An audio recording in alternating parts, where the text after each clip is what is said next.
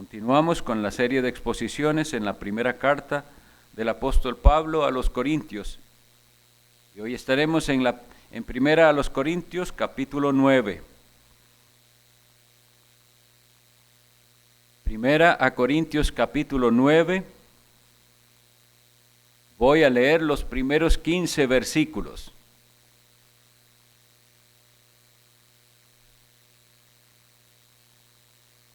Esto dice la palabra de Dios.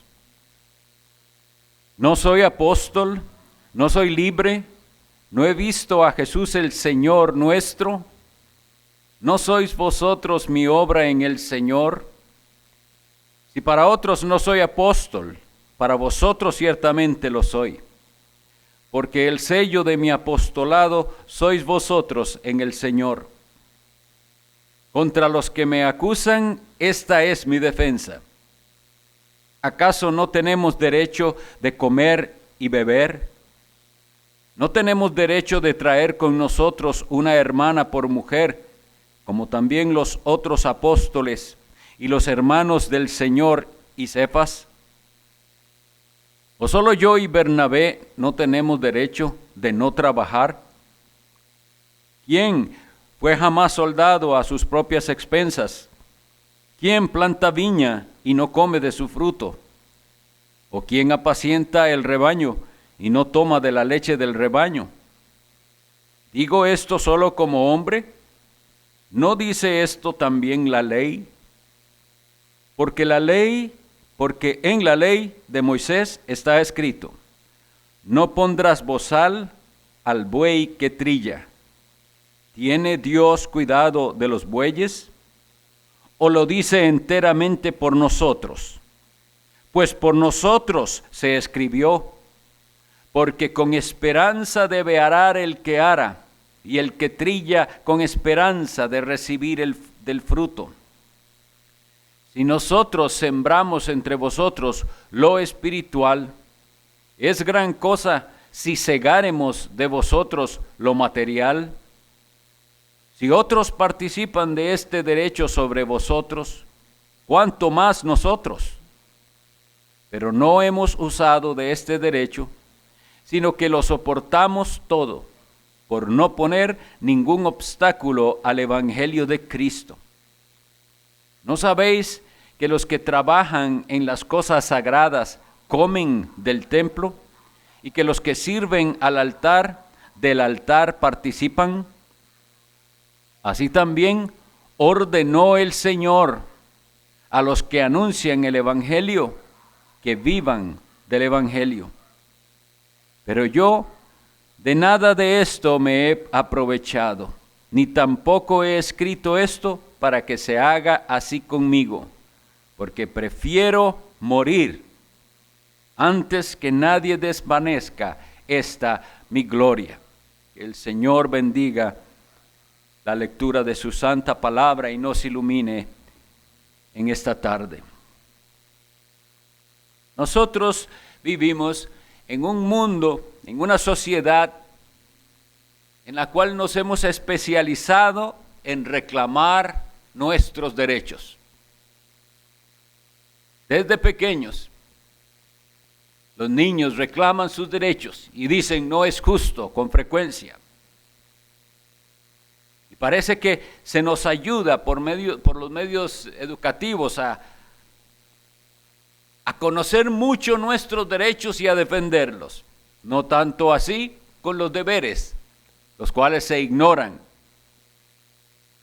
Y esta época que nosotros estamos viviendo es particular, porque muchos de esos derechos que nosotros tenemos nos los han quitado, algunos totalmente, otros parcialmente. ¿Tiene usted derecho de ir donde quiera, de salir cuando quiere? ¿Tiene usted derecho de reunirse? Supuestamente sí. Esos eran derechos, pero ahora vivimos en unas restricciones. Y entonces deberíamos pensar, ¿cuándo es válido renunciar a sus derechos?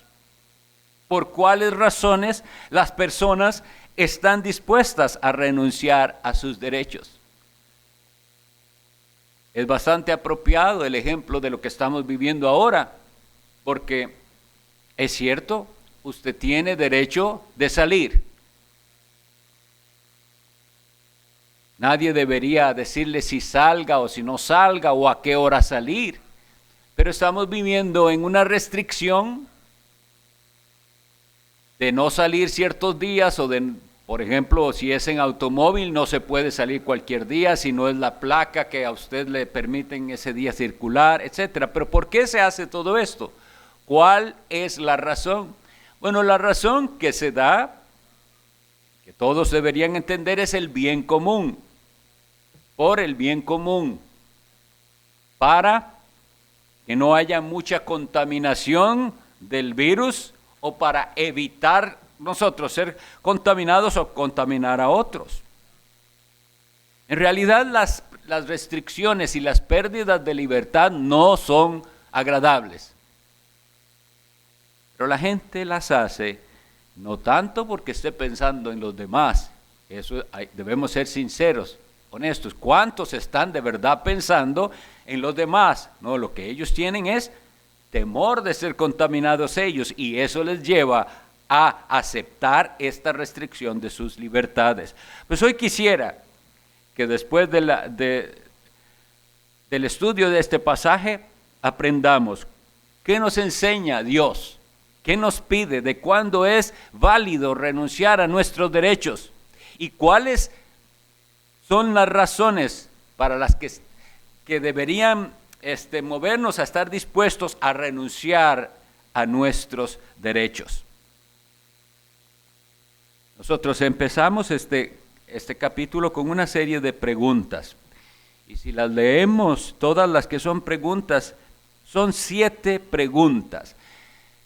A este tipo de preguntas le llamamos preguntas retóricas, porque son preguntas de las cuales no se espera una respuesta. La respuesta se supone, sea afirmativa o negativa, pero ya la respuesta se supone desde que se hace la pregunta. Y él dice, no soy apóstol, no soy libre. Y deberíamos nosotros ser capaces de responder fácilmente cuál es la respuesta. No soy apóstol, sí, lo eres, Pablo. No soy libre, eres libre, Pablo. No he visto a Jesús el Señor nuestro, así es, se te apareció camino a Damasco. No sois vosotros mi obra en el Señor, así es, según se describe en el capítulo 18 de los Hechos de los Apóstoles, cuando se ve que es Pablo el que llega a Corinto. Y les dice después en otra parte, ¿acaso no tengo derecho de comer y beber? Y la respuesta debería ser, sí, tienes derecho. Bueno, quisiera de una vez poner este ejemplo práctico de que nosotros también hacemos estas preguntas retóricas con frecuencia. Y a veces algún padre, al ver la reacción de su hijo, le va a tener que preguntar, ¿no soy tu papá? ¿Se le está olvidando a usted que yo soy su padre? Algo que el niño sabe, pero ¿no soy tu padre? Bueno, su reacción, sus palabras, su conducta, parece que estás olvidando con quién estás conversando. ¿No soy tu marido? Puede que en cierta conversación o cierta discusión el cónyuge tenga que preguntarle al otro una pregunta así. La esposa, ¿no soy yo tu esposa? ¿No tengo derecho de saber tal cosa, de que me expliques tal cosa, de que me digas? A veces este recurso nosotros vamos a tener que usarlo.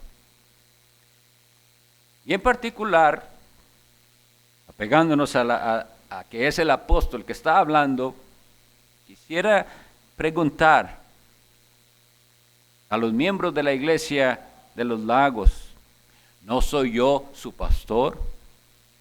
Y es la misma pregunta que le harán los otros ancianos, ¿no somos sus pastores?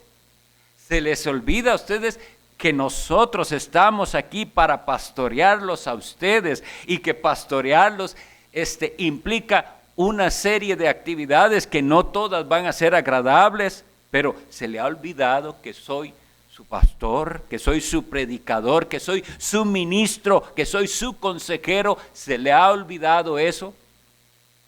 Posiblemente a veces lo olvidamos. Y si olvidamos, no que olvidemos el hecho, sino que olvidamos las implicaciones de que eso sea así. Claro, yo sé que es mi pastor, pero me estoy comportando como si no supiera que mi pastor tiene el deber de cuidarme, de alimentarme, pero también de corregirme y de amonestarme.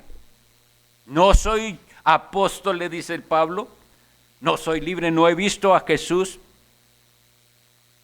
Hay una acusación, fácilmente se entiende aquí contra Pablo, porque él dice, contra los que me acusan, esta es mi defensa.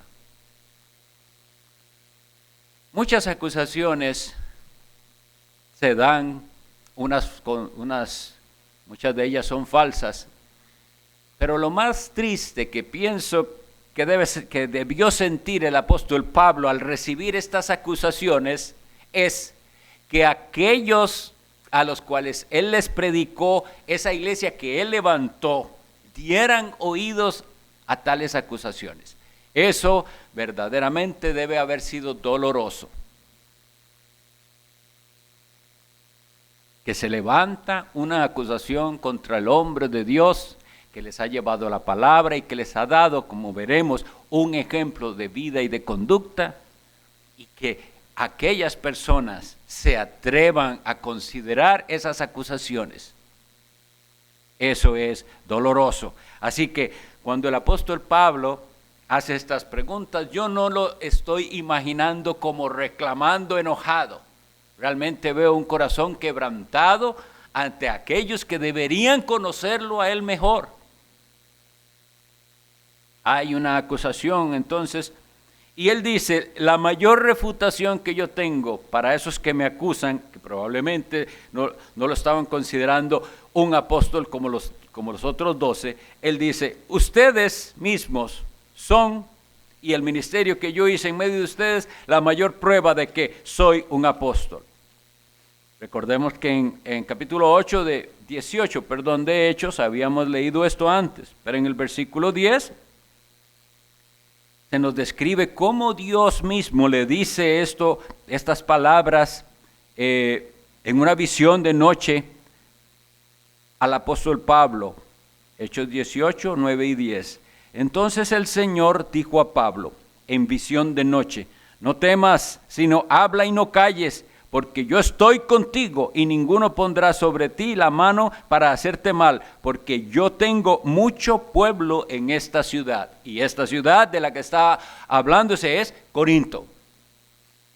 Entonces él dice, yo sé que el hecho de que haya una iglesia de Dios en Corinto es una prueba de mi apostolado. El Señor me dijo, recordemos que en otras ocasiones más bien el Espíritu Santo le había prohibido hablar, pero ahí viene el Señor en visión y le dice, hable, porque aquí tengo yo pueblo y no lo van a tocar.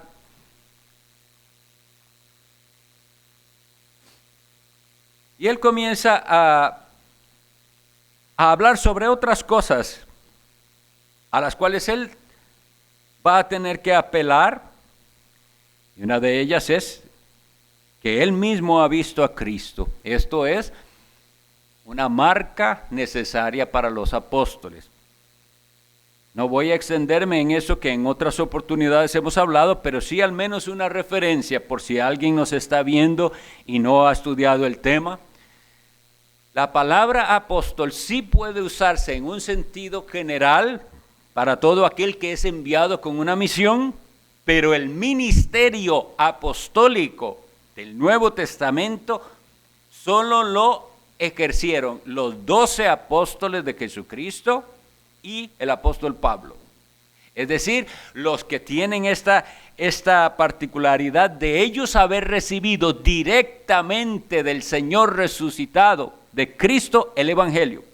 Bueno, pues los 12 que estuvieron con él antes, y Pablo después ya de su exaltación recibe el Evangelio. Él vio al Cristo resucitado. Por eso no puede haber apóstoles en ese sentido en el día de hoy, ni en la historia después del apóstol Pablo.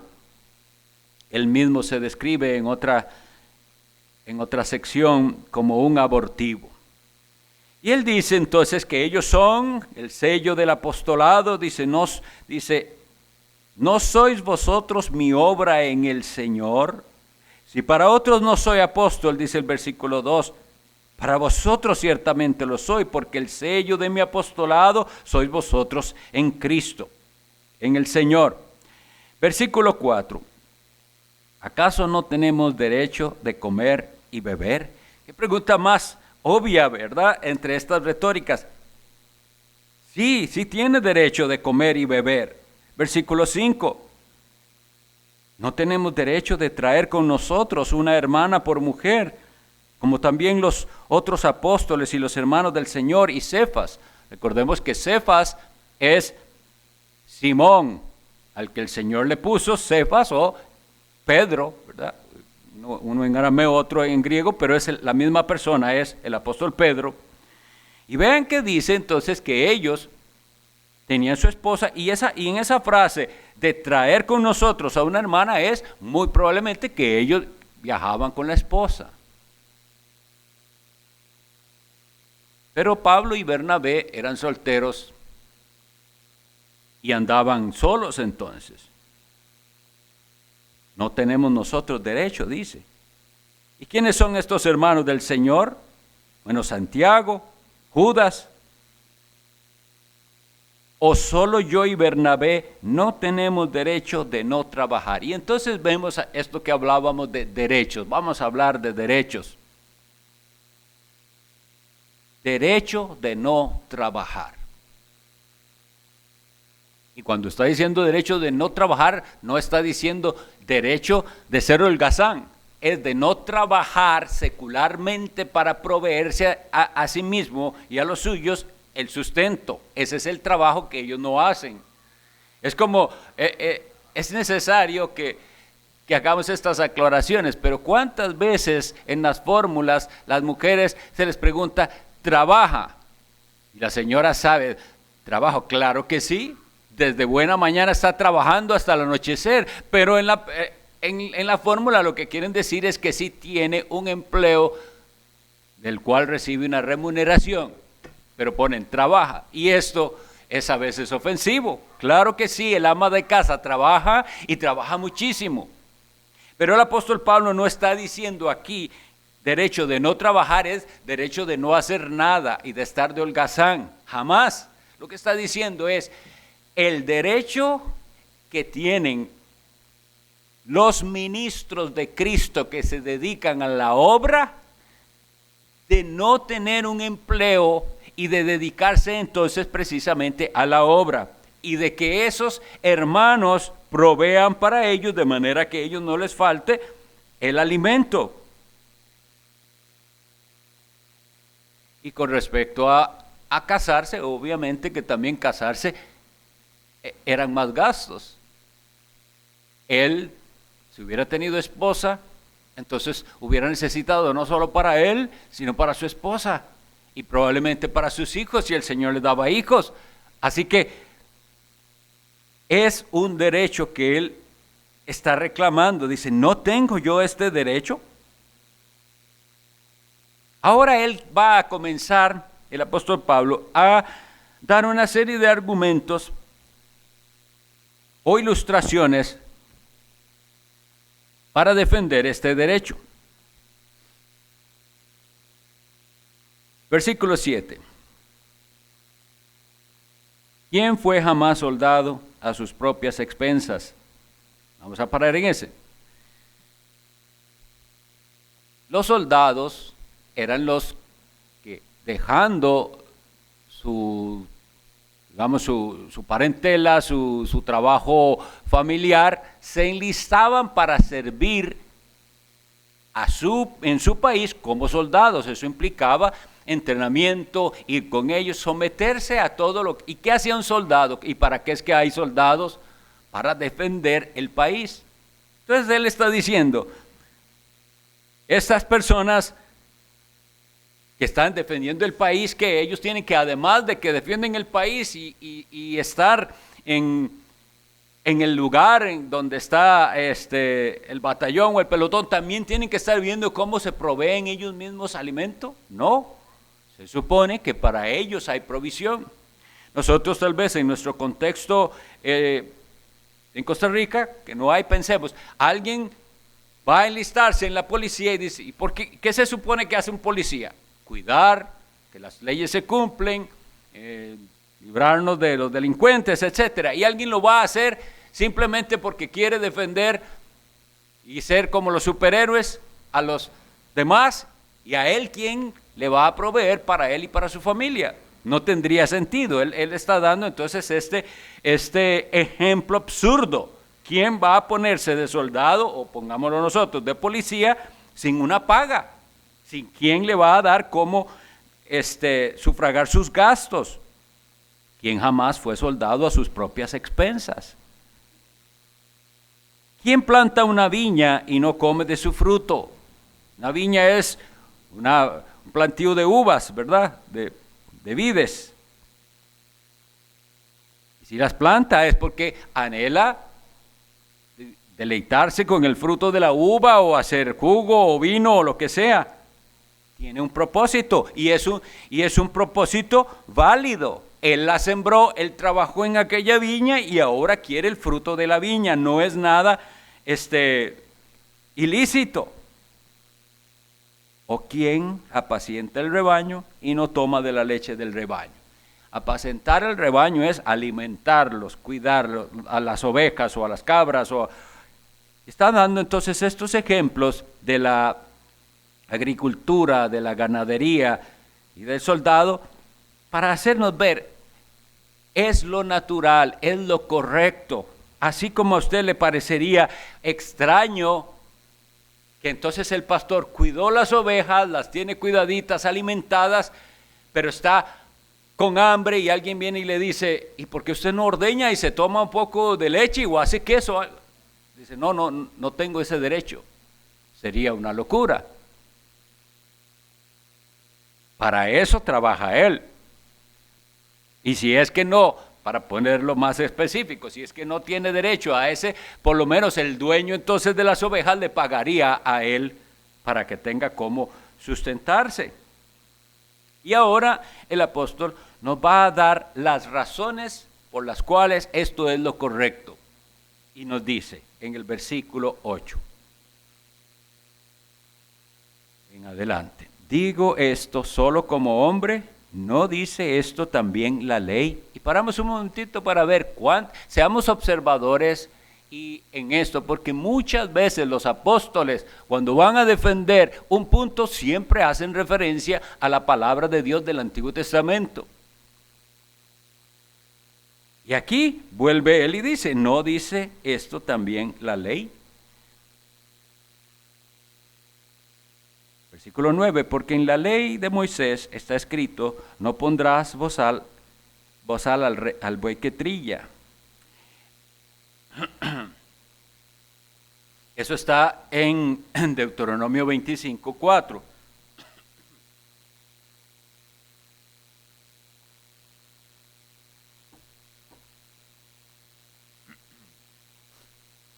Ahora bien, al llegar a este punto, quisiera hablar un poquito de cómo las personas fácilmente nos confundimos y sin necesidad. Bueno, un bozal. ¿Qué es un bozal? Un bozal es un artefacto que se le pone a un animal, a cualquiera, pero en este caso a un buey, para taparle su hocico, su boca. Y así no pueda, en el caso de los perros es para que no muerdan, pero aquí para que él no pueda comer, para que no pueda abrir su boca. Y entonces lo que decía de que fácilmente nos confundimos es que hoy en día se habla de los derechos de los animales. Y el tono en las Sagradas Escrituras no es derechos de los animales, es deberes de los hombres. Lo que hoy en día llaman los derechos de los animales, en realidad son los derechos de los hombres a los cuales Dios puso sobre los animales. Entonces, esta persona que tiene su buey con el cual está trillando puede ser para arar el campo o puede ser para cosechar, pero como el hombre no tiene suficientemente fuerza, entonces se sirve de un animal fuerte como es un buey y pone, sea que lo haga con una yunta, sea lo que lo haga con un solo arado, pero es ese animal con su fuerza el que le está ayudando en su labor, sea de trillar, de arar. Y entonces ese animal va caminando y en lo que va caminando puede que ve hierba alrededor y él tiene la intención de comer. Pues lo que dice la escritura es que lo deje comer, que él tiene derecho, por decirlo así, de comer. Pero vean que más bien deberíamos verlo, es que es deber suyo como dueño de este animal dejarlo comer y darle lo que él necesita. Así quiero enfatizar este punto, que muchas veces cuando se habla de derechos estamos más bien hablando del deber de otro. Y es, el ser humano tiene el deber de no ser cruel con los animales que tiene y de proveerle a los animales que tiene. Y eso todo el mundo estoy seguro que diría, amén, eso es cierto. ¿Cómo van a tener un animalito para tenerlo ahí con hambre? Eso se entiende. Ahora, el apóstol Pablo dice que Dios nos está dando una lección aquí más importante y es con respecto al sostenimiento de los hombres que se dedican a servirle a Cristo. Y el corazón humano está tan contaminado que puede que eso sí no le dé lástima a las personas, que les da lástima ver un animal mal cuidado, un perro amarrado y flaco, da lástima, pero no le da lástima a aquel pastor que trabaja y que hace la obra y que no tiene casi con qué proveer para su familia. A estas contradicciones llegamos. Pero Cristo mismo fue el que dio las instrucciones. El Señor dijo, cuando después Él dice, ok, hace referencia a Deuteronomio 25:4 cuando dice, no pondrás bozal al buey que trilla.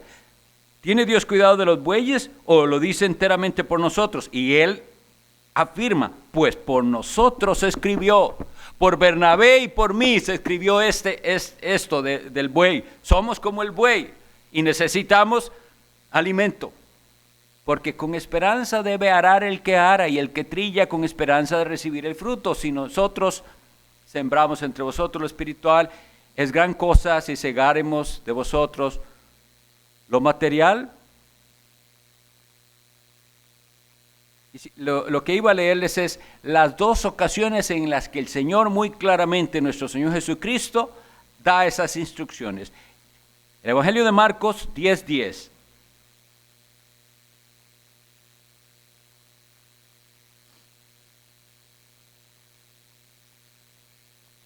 Vamos a ver. Desea Mateo. Vamos a ver.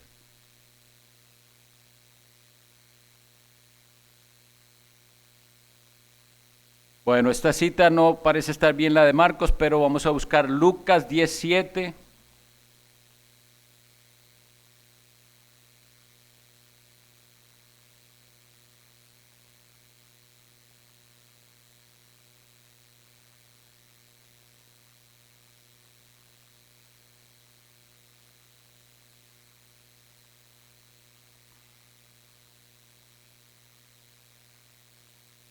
Parece que en ambas he errado en esta ocasión.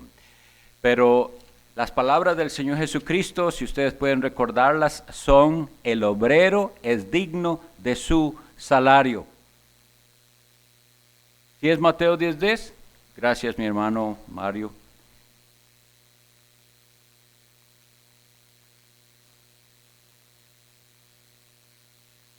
Sí, lo que pasa es que estaba al final del versículo y me confundí. Bueno, esta es la ocasión en la que el Señor manda a los 12 en una misión y les dice, desde el versículo 9, no os proveáis de oro, ni plata, ni cobre en vuestros cintos, ni de alforja para el camino, ni de 2 túnicas, ni de calzado, ni de bordón, porque el obrero es digno de su alimento. Y a este se hace referencia aquí en primera a los Corintios, capítulo 9, versículo 14. Así también ordenó el Señor a los que anuncian el Evangelio que vivan del Evangelio. Espero entonces que el ejemplo del buey haya quedado claro. Es un deber de aquel que se sirve del animal alimentar a aquel animal. Nosotros los siervos de Cristo en este contexto somos ese buey del cual se están sirviendo otros. Y el apóstol está diciendo que así como ese buey debe proveérsele lo que necesita en comer y también en beber, así los ministros de Cristo. Y por eso vuelvo a lo que había dicho. El pastor parece que tendría a veces que preguntarle a su congregación: ¿no soy yo su pastor? ¿No soy quien predica para usted? ¿No soy quien le administra las ordenanzas sagradas? ¿No soy su consejero? ¿No soy el que he estado ahí para llevarlo en su consejería antes de casarse? ¿No oficié yo su boda? ¿No estuve ahí en el funeral de su pariente dándole el consuelo? No. Y esto suena realmente incómodo para todo ministro. Yo creo que no habrá alguien que se sienta bien teniendo que decirle a los demás todo lo que yo hago, por lo cual merezco que me reconozcan.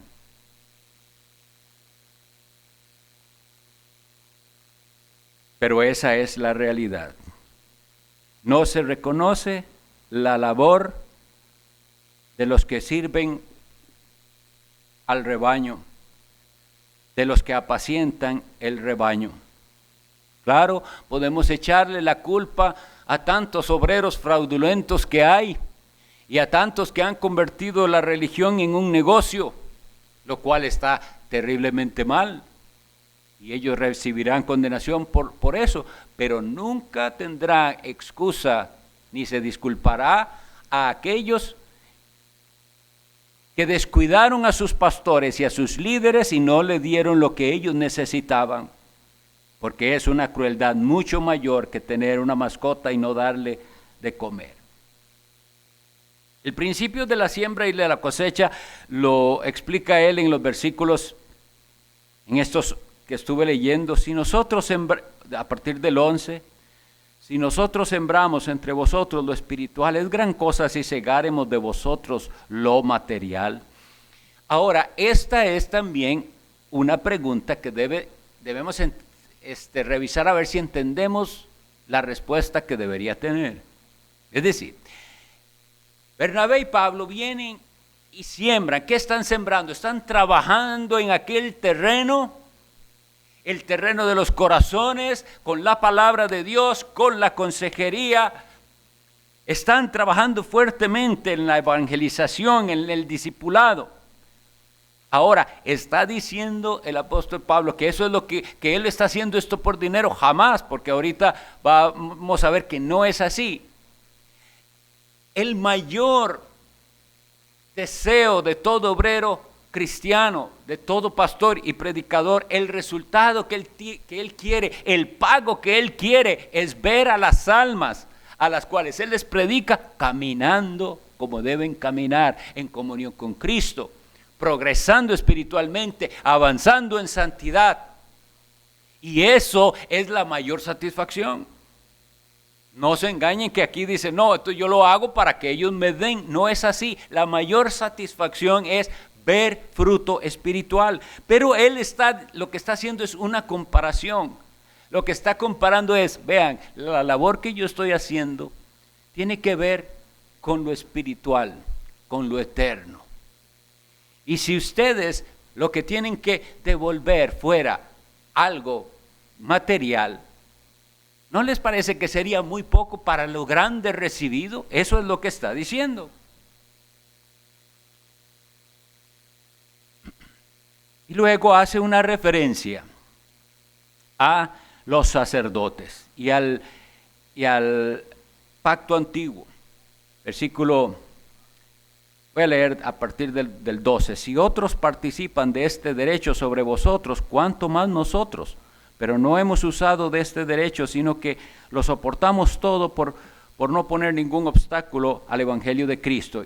Para un momentito en el versículo 12 para escuchen lo que estaba pasando ahí, y es muy triste. Al apóstol Pablo, a Bernabé, verdaderos siervos de Cristo, se les negaba esto, y a otros sí le estaban dando.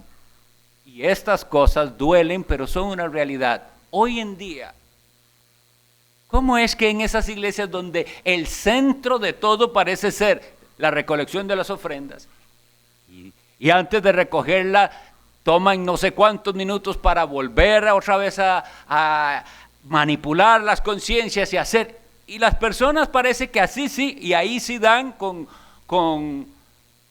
disposición? Es extrañísimo.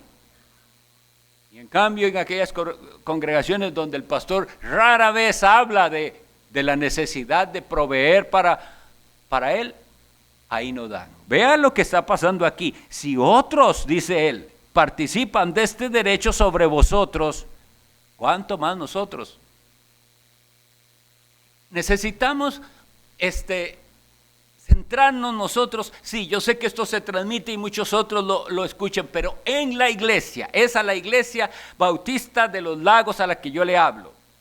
¿Nosotros estamos apreciando lo que Dios nos ha dado aquí a nosotros? Porque yo veo que la tendencia es a ver tanto hacia afuera y a ponerle tanta atención a lo de afuera y no valorar y apreciar lo que Dios nos ha dado aquí. Y no es que está mal ver hacia afuera, ni vayan a pensar que yo dije que no se podía hacer, pero apreciemos la labor que se hace aquí. Y si nosotros nos concentráramos en lo de aquí y compartiéramos lo de aquí, estaríamos haciendo mucho mejor, porque este es el rebaño en el que el Señor nos puso.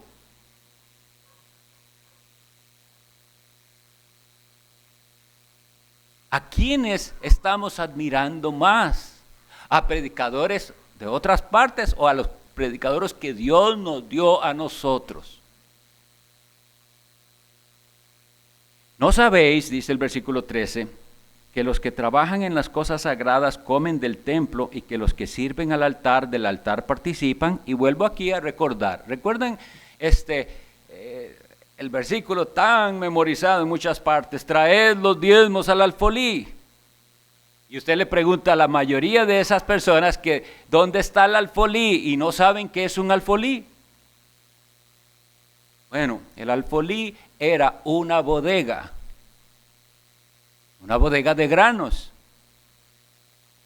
en particular del sal que se necesitaba en el templo, pero de todo tipo de alimentos también. ¿Qué quería decir que traigan las ofrendas al alfolí? Que todos los que servían en el templo, los descendientes de Aarón, la clase sacerdotal, comen. Y ellos no tienen otro trabajo que servir en el templo. Si ustedes no traen para que el alfolí esté lleno, ellos no van a tener que comer. Eso es lo que dice aquí.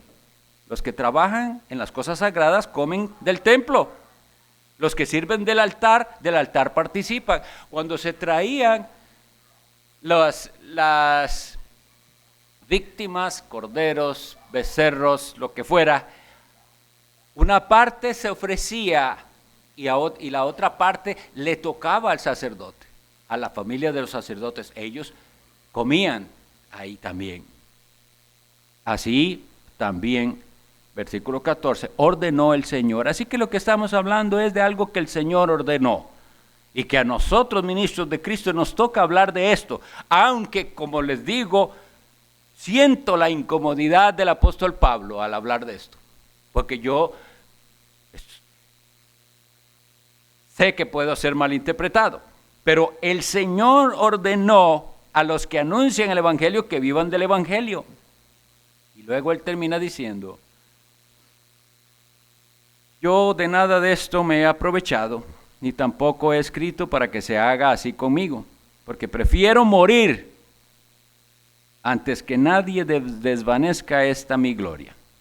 Mis estimados, y esto lo entiendo muy bien.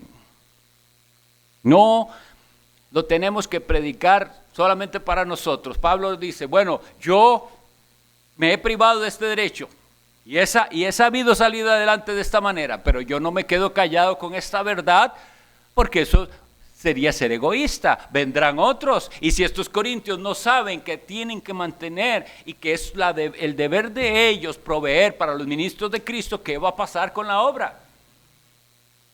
Es decir, aunque él está privándose de su derecho, él no quiere dañar el ministerio de esta iglesia mal acostumbrándolos. ¿Y cuánto no puede pasar así en iglesias en las cuales, como la iglesia está tan acostumbrada que su pastor que ha tenido nunca ha sido carga para ellos, piensan que todos los demás que vengan también tienen que ver cómo se mantienen? Nosotros entonces vamos a concluir considerando de qué se trató todo esto que hemos hablado. Bueno, el tema realmente es esto: renunciando a los derechos por amor. Eso es lo que ha hecho el apóstol Pablo. Y está completamente conectado con todo lo que veníamos hablando, con los problemas de conciencia, con no hacer cosas que no son malas, pero para no ofender al hermano. Él les está dando el ejemplo en sí mismo de que él es capaz de renunciar a cosas de las cuales tiene derecho, como lo dijo ahí en el versículo 12 y 15, pero que él tiene derecho, porque recuerden que esto fue temporal también. Hechos 18:5 nos dice que él hacía tiendas con Priscila y Aquila, pero que después ya estaba dedicado completamente a la obra. Y yo quisiera que esto quede bien claro: el hecho de que algunos pastores sirvamos sin salario no significa que no tenemos derecho a un salario. Tenemos que aprender eso. Ahora, tal vez, si analizamos la labor del pastor, nos ayudaría a entender cuánto creen que es el salario mínimo por hora para un pastor. ¿Cuánto es lo mínimo que aquel hombre merece que se le pague por la labor que hace? Pero ¿cuál es esa labor que hace? No es nada más pararse detrás de un púlpito 1 o 2 veces por semana a dar una exposición, porque detrás de esa exposición hay horas de estudio, horas de oración, y esa exposición va acompañada con múltiples exhortaciones en otras circunstancias, en otros momentos, seguimiento, vigilancia del rebaño, ver cómo están caminando. Ahora, ¿cuántas horas pasa aquel hombre en eso? Su vida no es normal como lo de cualquier otro hombre que se puede desentender. Está en su casa y está pensando en la oveja y en aquel otro que no apareció en la iglesia y ahora que no lo vimos conectado. ¿Entienden? ¿Y cuánto vale eso? ¿Cuánto se le debe pagar? No hay establecido, pero vuelvo a decir, el hombre de Dios que se dedica a la obra tiene derecho a un salario. Para ser bien claros, me estoy refiriendo específicamente a los que se dedican por completo a la obra. Merecen ser sostenidos. Nosotros, por la gracia de Dios, que somos 4 aquí, hemos sabido repartirnos y rendir el tiempo a tal grado que el Señor nos ha ayudado a salir adelante. Pero algunos en otras partes van a fallar en su función ministerial. ¿Por qué? Porque tienen que ir a buscar algo, cómo proveer para sus familias, para que haya alimento en sus propias casas, porque sus iglesias no les están apoyando, no los proveen. Tienen entonces que ir a buscar un empleo y eso la iglesia lo va a sufrir. Si nosotros aquí específicamente hablando de esta iglesia bautista reformada en los Lagos de Heredia, si nosotros hemos dado un ejemplo renunciando a nuestros derechos, ahora sí hago lo que el apóstol Pablo hace. ¿No podrían ustedes, miembros de la iglesia, renunciar a veces a sus derechos por amor? Recientemente estuve dando para los varones una sesión sobre espiritualidad y leía en 1 Juan 3:14 que dice: nosotros sabemos que amamos, que hemos pasado de muerte a vida en que amamos a los hermanos. Esa es la marca. Sabemos que hemos pasado de muerte a vida porque amamos a los hermanos. Y ahora yo pregunto, ¿de verdad usted ama a los hermanos o ama más sus libertades que a sus hermanos? Todo esto está conectado con el tema que veníamos hablando, de tener una conciencia limpia y no ser tropiezo a otros. El apóstol Pablo, en sus circunstancias que estaba, pensó que pudiera haber un obstáculo si él cargaba a la iglesia con su mantenimiento y entonces renuncia a ello. Nosotros hemos pensado que hasta el momento es mejor que lo hagamos así. Hemos dado un ejemplo de renunciar a nuestros derechos por amor. ¿Ama usted a sus hermanos como para renunciar a cosas por amor? ¿O está usted más dispuesto a luchar por sus derechos y sus libertades cristianas? Si nosotros dejamos que nos quiten ciertos derechos por conveniencia del gobierno o del bien común, ¿por qué no hacemos lo mismo en el ambiente de la iglesia? Y renunciamos a ciertos derechos y libertades con tal de no ser tropiezo a otros. El mundo tiene que ver en nosotros, no una gente que está constantemente reclamando sus derechos, sino que es fiel en el cumplimiento de sus deberes y que nosotros, con tal de que no se nos quite la libertad de adorar a Dios y el derecho de proclamar el evangelio, podemos ceder en muchas otras cosas. Vamos a nosotros renunciar a muchas cosas. Está bien, no es lo justo tal vez, pero estoy dispuesto a renunciar. ¿Por qué? Por amor. Por amor a las almas perdidas, por amor a mis hermanos, por no perder la libertad de adorar a Cristo y proclamar su evangelio, estoy dispuesto a perder otras libertades. Y si usted está oyendo esto y se pregunta, ¿qué cosa más rara de la que están hablando? Voy a explicarle por qué es que los cristianos estamos dispuestos a renunciar a derechos y a renunciar a nosotros mismos por otros. Porque ese es el ejemplo que nuestro Señor Jesucristo nos dio. Él no se agradó a sí mismo. Dice la Sagrada Escritura que Él, siendo igual a Dios, no estimó el ser igual a Dios como algo a que aferrarse, sino que se despojó. Y Él vino a cumplir algo y lo hizo con gozo por el bien de aquellos a los que iba a salvar. Nosotros seguimos el mismo ejemplo. Esta es un sendero estrecho. Y solo los que caminamos en ese sendero estrecho podemos ver el gozo que llega a darnos seguir el ejemplo de Cristo. No importa privarnos de ciertas cosas con tal de no ser obstáculo para el evangelio. Pero si en su vida usted es el primero y no está dispuesto a privarse de nada por otros, usted no ha conocido el amor de Cristo. Solo los que han conocido el amor de Cristo son capaces de ceder y dejarlo pasar por amor a Cristo y por amor a las almas. Y entonces podrá algún día cantar como hemos cantado hoy.